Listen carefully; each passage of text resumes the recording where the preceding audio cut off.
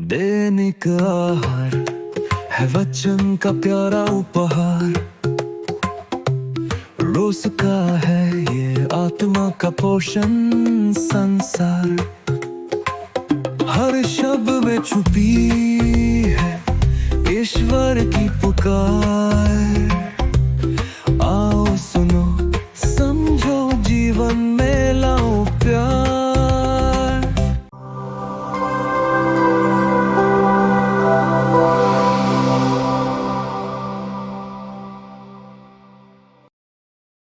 सबों को जय यीशु ख्रिस्त में प्रिय भाइयों और बहनों, स्वर्गदूत संदेश अनंसिएशन ईसाई धर्म के इतिहास की सबसे महत्वपूर्ण घटनाओं में से एक है। यह वह क्षण है जब स्वर्गदूत गब्रियल ने कुंवारी मरियम को यह शुभ समाचार दिया कि वह ईश्वर के पुत्र को जन्म देंगी। यह घटना इसलिए महत्वपूर्ण है क्योंकि यह मानव जाति के उद्धार की ईश्वर की योजना को पूरा करने की शुरुआत थी। मरियम के हाँ कहने से इतिहास बदल गया, जिससे हमें यह सीख मिलती है कि ईश्वर के कार्य में हमारी सहभागिता कितनी आवश्यक है।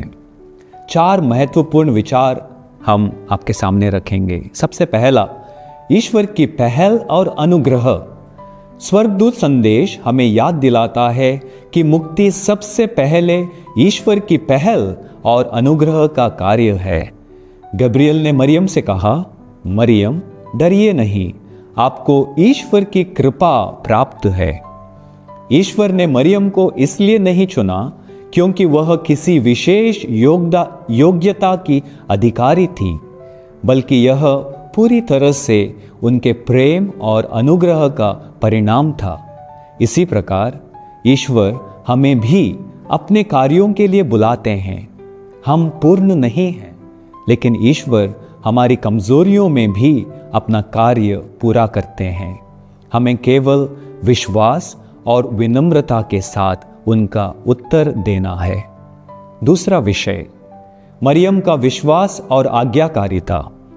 मरियम का उत्तर, देखिए मैं प्रभु की दासी हूं, आपका कथन मुझ में पूरा हो।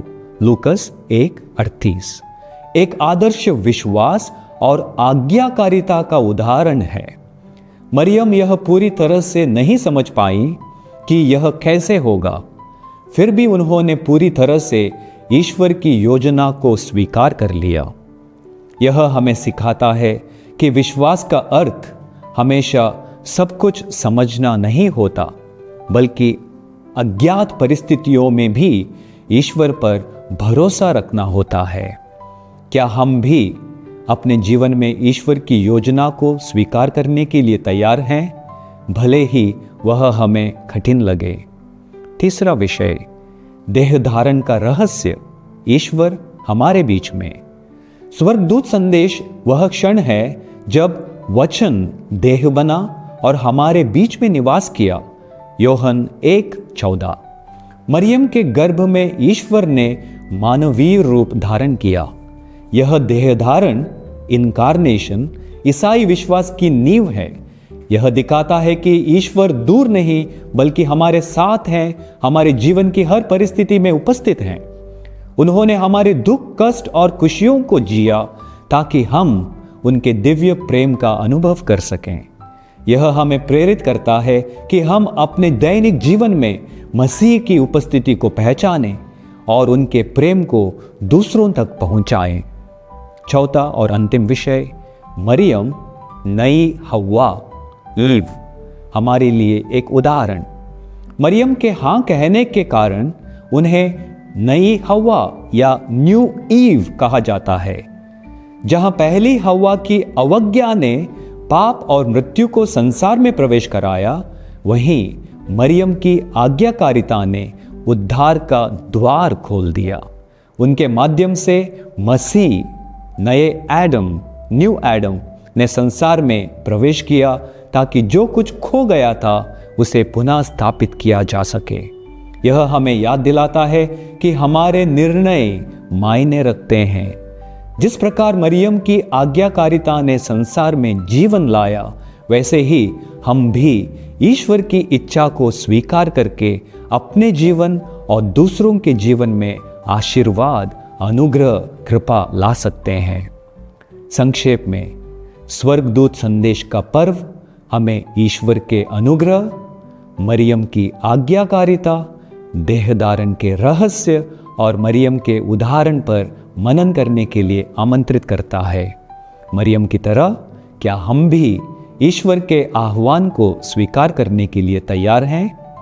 क्या हम भी अपने जीवन में पूर्ण विश्वास के साथ हाँ कह सकते हैं? आज हम प्रार्थना करें कि हमें भी मरियम के समान विश्वास और समर्पण की कृपा प्राप्त हो, ताकि हम ईश्वर की योजना में सहभागी बन सकें और उनके प्रेम और अपने जीवन के माध्यम से प्रकट कर सकें। आमीन।